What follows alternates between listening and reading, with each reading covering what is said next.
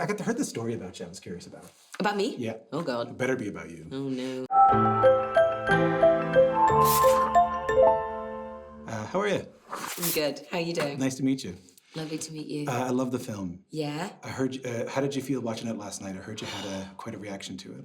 Did you? Who did you hear that from? The internet. Yeah, I did. I also had the reaction on stage, so I can't pretend like people didn't see. I suppose. It's insane. It's mad it's been so beautiful coming back to this movie and talking about it a year later and being able to discuss how magical it felt then. Yeah. And to watch it with so many people that were eager to have their hearts open and let it affect them was such a beautiful thing to witness. And I think for the first time I was able to not be so critical of what was going on and actually just see it as the story that John intended to be told. And so it was very powerful. I had my family with me. I had my auntie and my two cousins. I had Andrew behind me and then John behind him. It was just a very, very beautiful experience. And ultimately, I was affected by the story of life and love and the finality of it.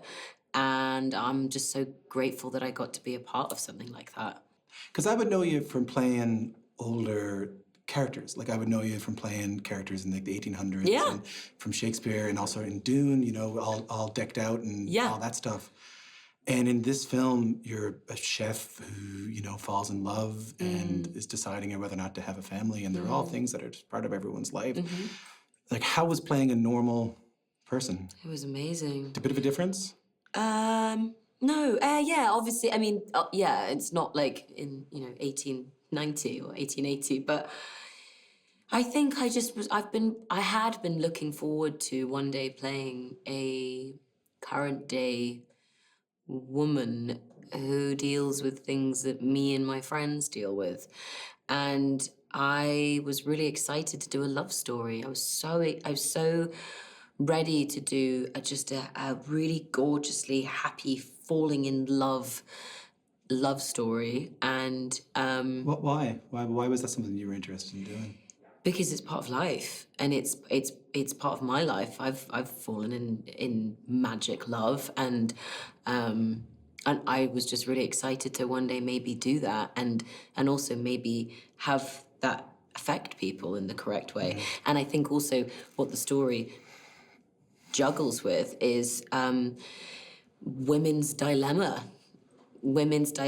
in whether they want to be successful and hardworking and have a profession that they are proud of in the same time frame that they're also supposed to be thinking about whether they should be a mother, and that is something that so many women I know juggle with. I juggle with, and it was just a very wonderful story to also, I suppose, also explain that it's okay. It's okay to change your mind as well. Originally, we meet her and she doesn't want it. Yeah, she says no. She doesn't want it, and she's angry that he even asked. Yeah. And it's also okay to soften and have your mind change, and maybe you don't mind doing it with the idea of a specific someone. So I was really excited that I got to play someone that my friends would recognize, that I recognize, that my siblings recognize. It was something that I was really, really excited by. I wondered if you recognized the vocation, you know, because she's Alma, your character, is a chef and a restaurateur. And if I'm not mistaken, that's the family you come from. Yeah. So I wondered if you'd have asked it's your father, right? Your father, Yeah, my dad, yeah. I wondered if you'd asked him for any, like, how you do that, or you thought about something you'd seen of him, you know, owning a restaurant or being a chef. I mean, definitely. I grew up in a household of great hosts. Oh, yeah. Fantastic at hosting, and fantastic food, and the nature of good food and serving good food, and being brilliant to customers. Like, it was all of our first jobs. So that bit wasn't intimidating to me, understanding why someone would want to do that and wanting to translate love and passion into food to give to people. Like, that made total sense to me.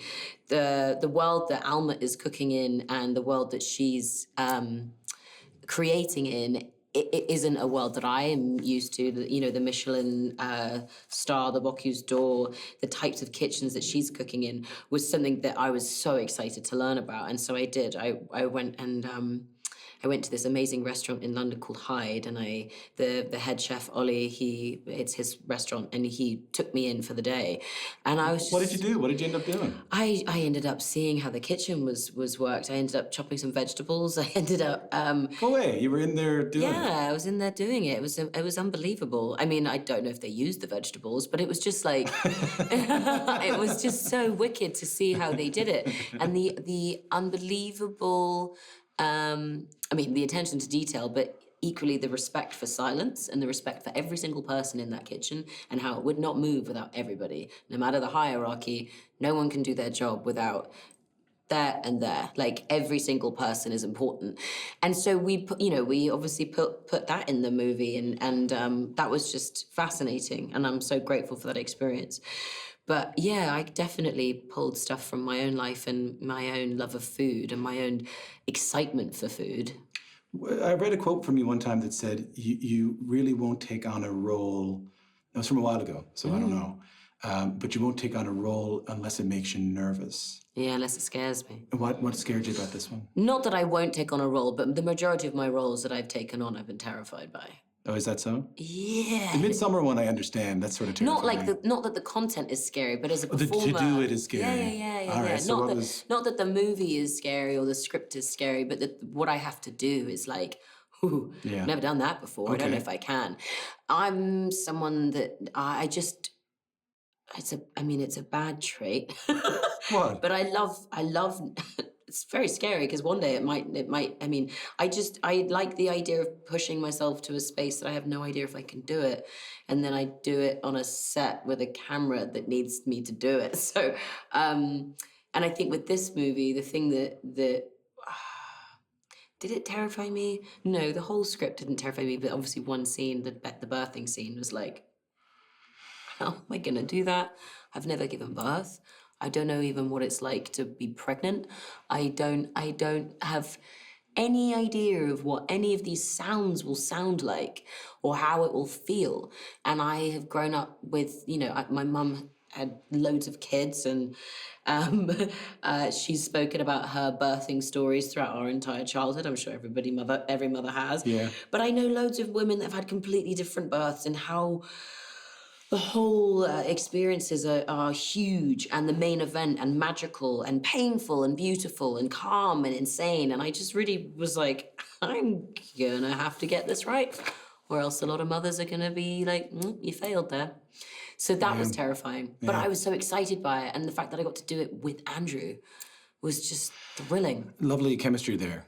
Yeah. Really. Yeah. Did you good conversations about that? Did you have a few chats about that? And since post or No, before. Like, hey, we're going to have to do this. We're really going to have to truly fall in love. And, sorry, not truly fall in love. We're truly going to have to look like we're falling in love, and we have this deep connection and all that. No. And I don't act, right? So I don't know whether you guys get together in a pub and sit down and go... Sometimes you do. Yeah. Weirdly, with this one, it was like this unspoken handshake of, I guess, first of all, I've always admired his work, and when I heard that I was available and this script came in front of me and it was Andrew and John, I was like, I was over the moon that I read that script and imagined that I got to do it with Andrew. I think he's a phenomenal actor, and I love how truthful he is always in every single decision that he makes.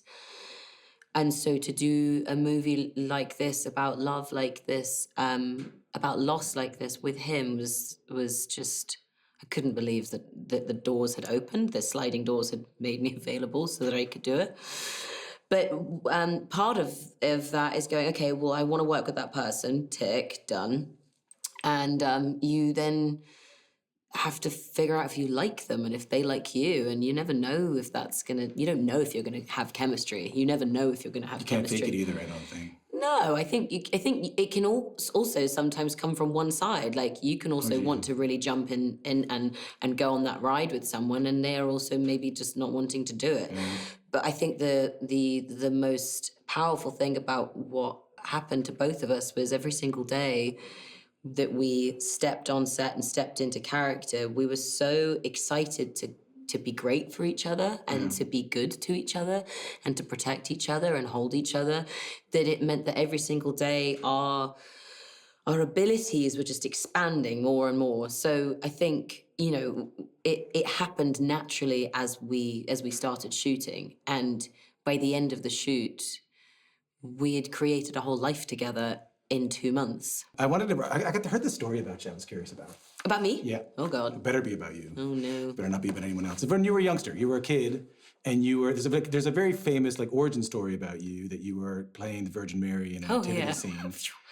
What did you think it was going to be? I don't know. Oh. Internet's scary. I don't have your tax records here. I can't get them. I tried, but I couldn't get them. That you were Thankfully, there's nothing weird there. You were playing the Virgin Mary in the nativity scene. Yeah. And out of nowhere, you decided to do the Yorkshire. Oh, no, I did it in rehearsals. Okay, well, you did the Yorkshire accent for the Virgin Mary. Yeah. And that was sort of this moment where you go, oh, I like when people are looking at me. I like performing for people. I like this kind of thing. What do you remember about that, and why did you choose the Yorkshire accent, which is very different than the Oxford? It wasn't that made me feel it. I decided that I wanted to be a northern Mary. My grandparents are from Grimsby. I used to copy their accent and take the piss out of my granddad. Can you still do it? Can you do a little bit? Yeah, I'm not going to do it now. No, because we'll be here too long. I was hoping.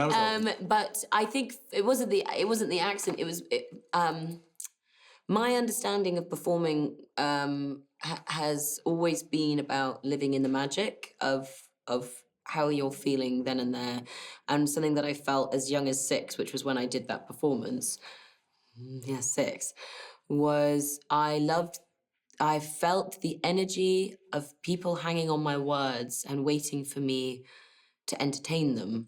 And I really respected the I mean, I'm now kind of thinking it now, what that actually means, because I know how I feel about performing now. But what I appreciated when I was that young was how everybody was waiting on me to do something. And clearly as a 6-year-old, me knowing that if I did something good, that would make people happy, or that would make people entertained.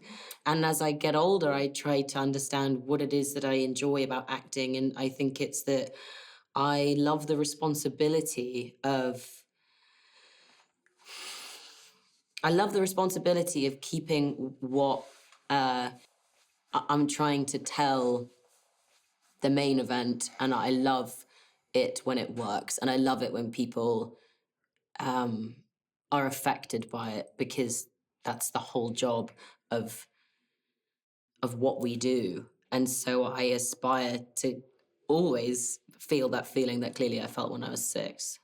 Because it has to be that, right?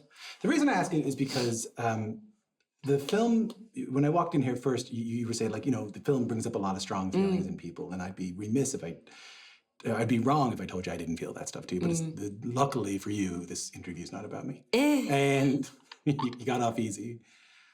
But I wondered, in some ways, what the movie made me think about is, what does it take to make a happy life? And I'm around this festival, and I've been doing this job long enough, and you've been doing it long enough, that I know that getting things isn't it. That getting fame isn't it. No. That getting money is not it. That getting... that stuff actually just gets in the way.